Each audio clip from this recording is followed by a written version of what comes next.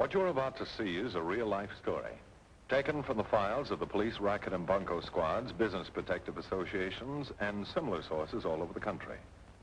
It is intended to expose the confidence game, the carefully worked-out frauds by which confidence men take more money each year from the American public than all the bank robbers and thugs with their violence.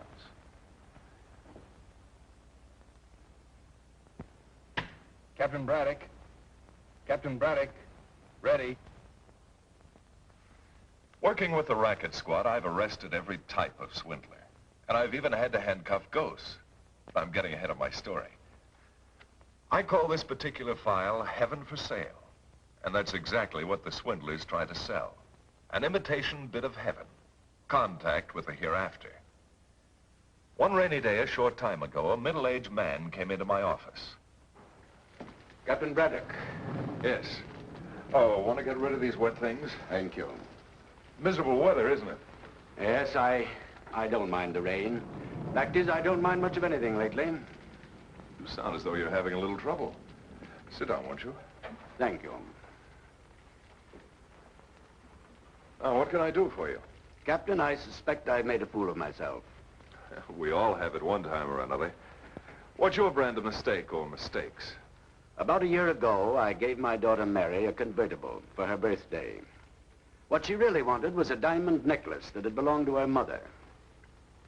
By giving her the car instead of the necklace, I caused her death. A horrible accident.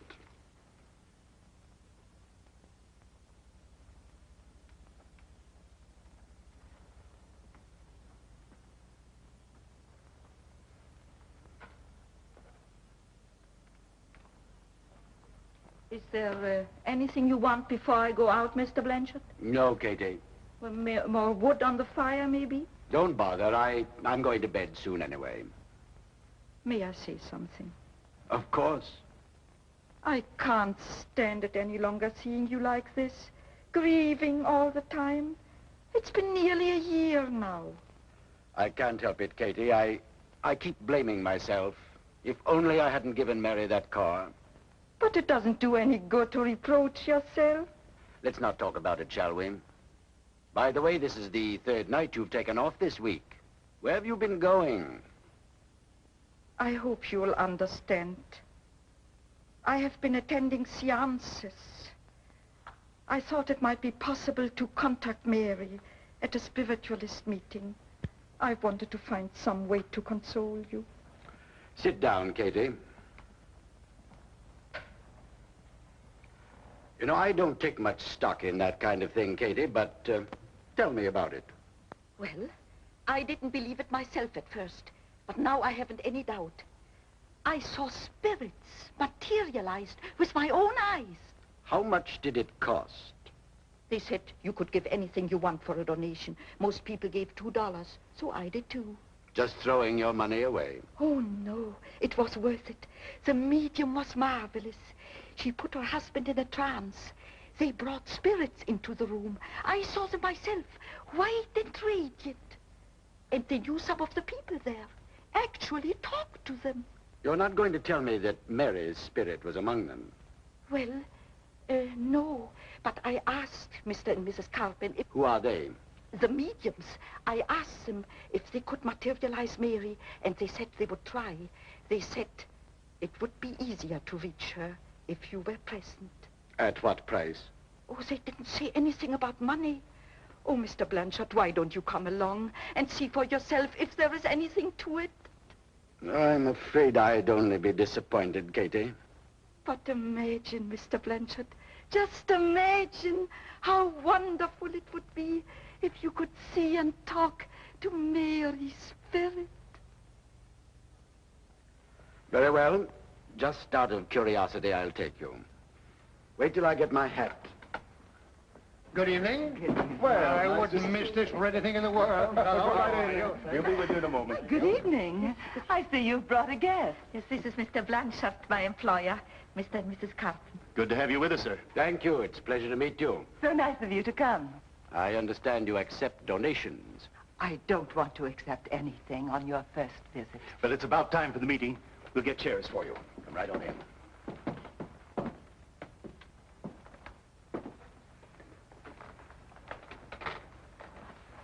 Since this is your first visit here, perhaps you'd like to see the arrangements. If you don't mind.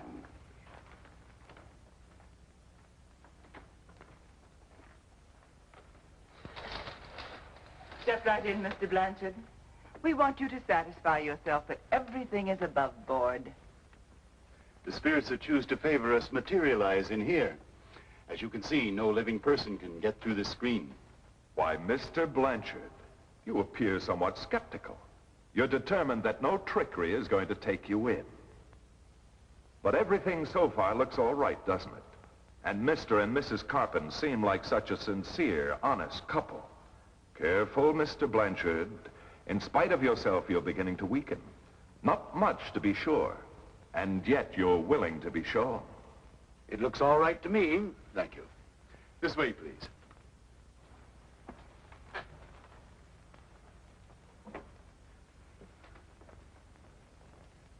Friends, if conditions are right tonight, some of you will see manifestations from the other world. If there are any doubters or skeptics among you, our task will be difficult. I ask you all to concentrate on the memories of your loved ones who have gone beyond. This isn't quite what you expected, is it, Mr. Blanchard? Nothing suspicious so far, is there? But wait. Sleep. Sleep. Simuis. Iket sigiira. Telos. An Egyptian control has taken possession of his body. He speaks in an ancient dialect, of which I know only a few words. Can you give us names? Even first names of departed? Yes. Yes. Lies. No. No light. Yes. No light. Light. He says yes, but he wants the lights extinguished. Concentrate, friends, concentrate. Think of those dear ones who have gone beyond.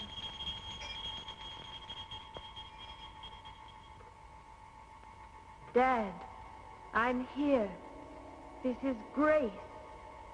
Does anyone here know a Grace? Is her father present?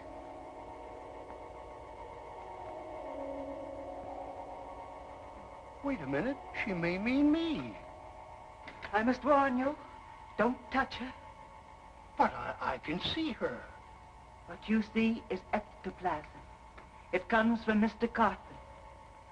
To contact that ectoplasm with human hand would mean his death instantly. Grace, do you recognize me? Yes. I've been trying to reach you. I'm glad you did. Grace, what is heaven like? Peaceful. Like a lovely garden. I've often wondered what it was like. Father, I have a friend near me. She's trying to get through to someone here. Her name is Mary. My daughter says there's a Mary trying to reach someone. Ask her if it's Mary Blanchard. Yes, that is her name. But she can't get through. She'll keep trying.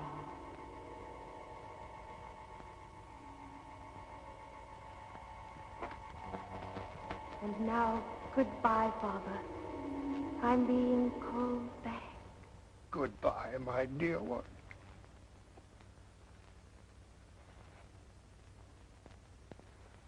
Friends, I regret the contact with the spirit world has been broken. The control has left Mr. Carpin. He is coming out of his trance.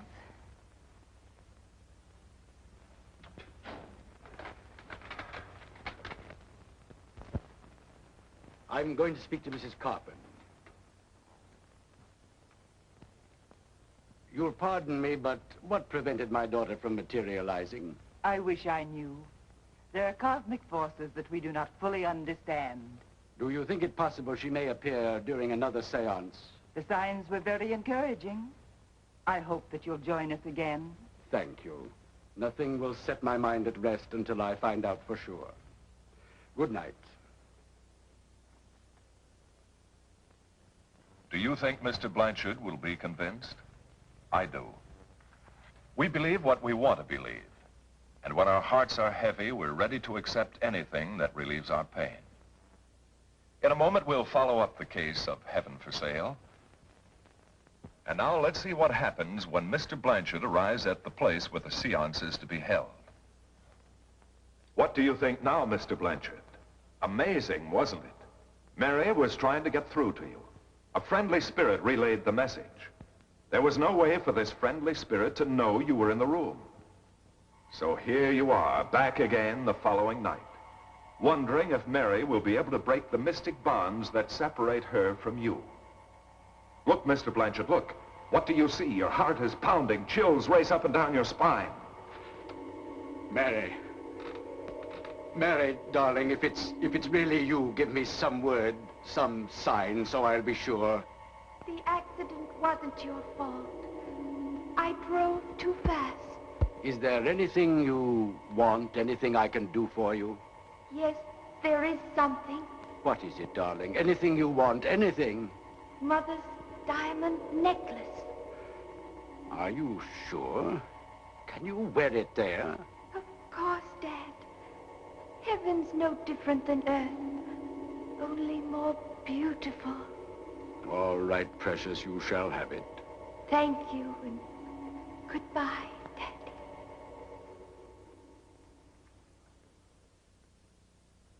Now you're convinced, Mr. Blanchard. You've been back many times. Oh, they couldn't always contact Mary, but the difficulties made it more convincing. So you've decided to fulfill Mary's one wish. What sad and tender memories it holds. A gift to your wife on your first wedding anniversary. How she loved it. And when she was taken from you, you put it aside for Mary. Your conscience hurts because you didn't give it to Mary on her birthday. You gave her a new car instead. But you have a chance to atone now, Mr. Blanchard. Although in another world, Mary still wants that necklace. Are you ready now, Mr. Blanchard? Yes, Katie.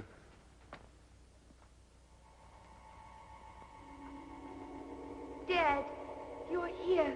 I've been waiting. Happy birthday, precious. I'm so glad you came. I've brought something for you. Don't try to touch her. You'll break the spirit contact. But how can I give her the necklace? It's in my pocket. I'll release your hands. Hold it out to her, but don't try to touch her.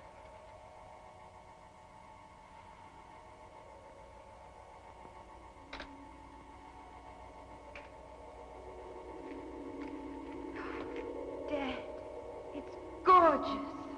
It's the nicest farewell gift you could give me. Farewell. I'm being elevated to a higher plane, out of reach of earthly things. Goodbye, dearest Daddy. Mary, wait. Wait! You're worried, Mr. Blanchard. Mary is gone, and so is the necklace. Suppose it wasn't Mary's spirit after all. Suppose... Katie! Did you call me? Yes, Katie, I've been going over something in my mind. How much did you tell Mr. and Mrs. Carpenter about Mary? Why, just a little. I don't remember exactly. Did they ask any questions about me? Well, let me think. I'm not so sure, but it's possible. Not only possible, but probable. Oh, well, we won't say any more about it. Well, I hope I didn't do anything wrong. I didn't mean to. No. It's just that there's something I don't understand. I'm confused, that's all. I went back several times, and Mr. and Mrs. Carpenter said they would try their best to materialize her. But the spirit control said it would be impossible. I shouldn't wonder. They got what they wanted from you and were shrewd enough to stop there. Are you willing to sign a complaint if I can produce evidence the Carpenter outfit is a fraud? You're positive they're crooks? Certain of it, aren't you? Yes, it looks like it, but I must admit I'm still a little mixed up. You'd be surprised how many intelligent people are hoodwinked by these clever fakers. If you'll cooperate, I'll get a search warrant. All right. What then? Tonight, we'll attend a seance. You'll take me in as a friend. You go right on in. Well, you're back again. Glad to see you. I brought a friend of mine along, Mr. Braddock. How do you do? Glad to have you with us. Mr. Blanchard has told me how interesting your meetings are.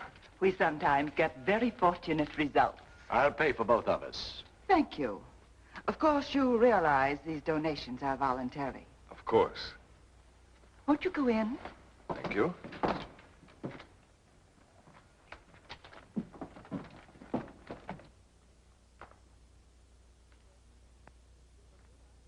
Friends, we will do our best to contact the spirit world tonight. And I hope there will be some manifestations. When Mr. Carpenter is in a state of trance, a friendly spirit control has taken possession of his body. This spirit acts as a guide to bring other spirits among us.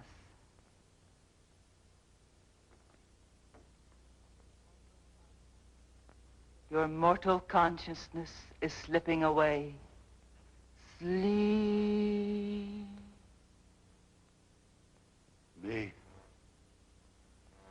Me Chief Kuoku.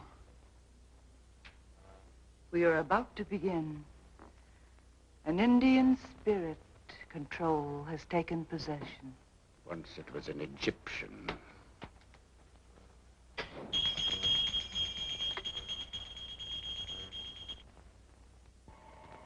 This is Stella. Does anyone here know a Stella? I had a sister named Stella. I'd like to find out if... Come forward. You'll soon know.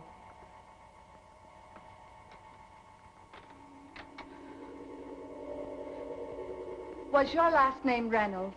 Yes, dear sister. Have you seen Mother? I'm with her all the time.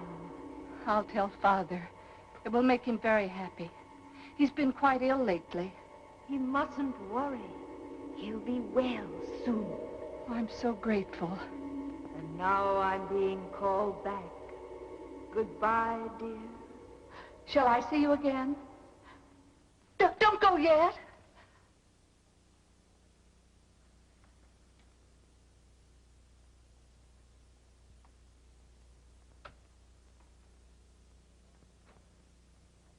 Somebody's been asking for me. I'm Sam. The guide has brought us a Navy man named Sam. Has he any friends or relatives present? I had a buddy on the service named Sam. You wish to speak to him? You bet I do. It's a strong grip you have, Mrs. Carpenter. Don't try to free your hands. Don't try to touch the spirit.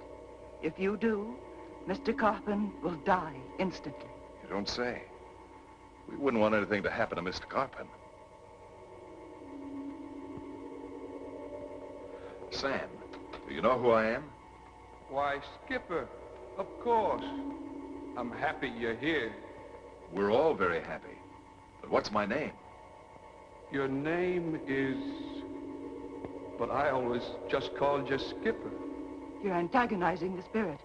He'll disappear if you aren't careful. I'm sorry. Don't go away, Sam. What ship were we on? Sam, don't you remember? It was in the Battle of Leyte Gulf. A destroyer was bombed. You died in my arms.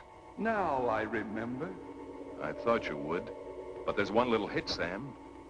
What, Skipper?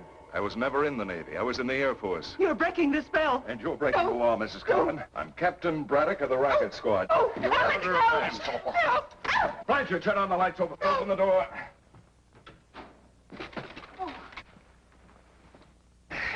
Thanks, Cody. There we are. Please, don't anyone leave. I have something important to say to you. The police are persecuting these nice people. If you people will please be patient a few minutes, I'll show you how it was done. Don't you believe him? Friends, the police are just trying to discredit me. What about the diamond necklace you tricked Mr. Blanchard into giving to his daughter's ghost? Do you call that legitimate? He had every right to give it to her. Not when it's a conspiracy on your part to commit fraud. Prove it. I intend to. I imagine you've all examined this wire screen. Looks foolproof, doesn't it? But unless I'm mistaken, there's a trap door in the floor through which the spirits materialize. You'll find no trap door there, Mr. Policeman. What happens here is pure psychic phenomena. Carter, come here a minute, will you? Yes, sir. Go outside and see if you can find a basement ventilator. Right. You see, I told you the police were mistaken. Hey, Brad, I got him. Come on up. Get up there, you two. Hello, Mary Stella. Stand over there. Well, if it isn't Sam, how are you, shipmate? Dry up, copper. Your hunch was right, Brad. I squeezed through a vent in the basement and found these two hiding. Good work, Carter. And locks from underneath. Opens and closes by remote control. And I think I know where it leads.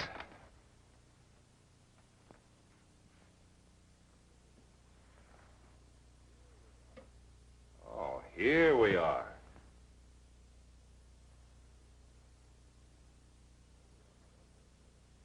Well, we know how that works. Let's see what else we have here.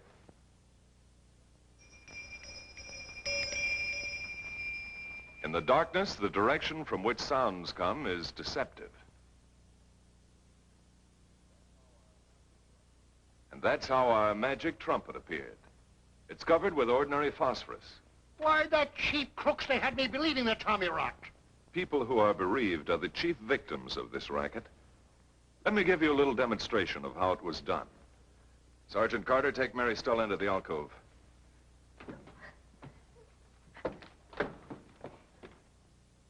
Lights out, please. A small rheostat controls that light, which brings our friendly spirit into being. She's wearing gauze treated with luminous paint. That's your so-called ectoplasm. Lights, please. And that's how they took you in. Just a minute, Sam. You shouldn't interrupt like that, Sam. I hadn't quite finished. Come over here, young lady. Mr. Blanchard, would you mind joining us? What did you do with the diamond necklace he gave you? Don't answer him, Blanche. Oh, so your name is Blanche, not Grace or Mary or Stella. You understand a serious charge involves you, don't you? If it's any of your business, I hocked it. What did you do with the money? I split it with Mr. and Mrs. Carpin. Shut your mouth, you silly little fool! What's the difference? They've got us, haven't they? My poor child, what got you into a dishonest thing like this? Money, Pop. Just plain hard cash from suckers like you. It's easier than working for a living. Take them away, Carter. The mediums in this case went to prison for fraud, along with shipmate Sam and his girlfriend who liked diamonds. Mr. Blanchard was able to get his necklace back, in which he was more fortunate than other victims. But don't think that this cruel sham could only happen to the other fellow. If you get into the clutches of mediums, it could happen to you. I'm closing this case now, or rather the courts will, but there'll be others, because that's the way the world is built. Remember, there are people who can slap you on the back with one hand and pick your pocket with the other. And it could happen to you.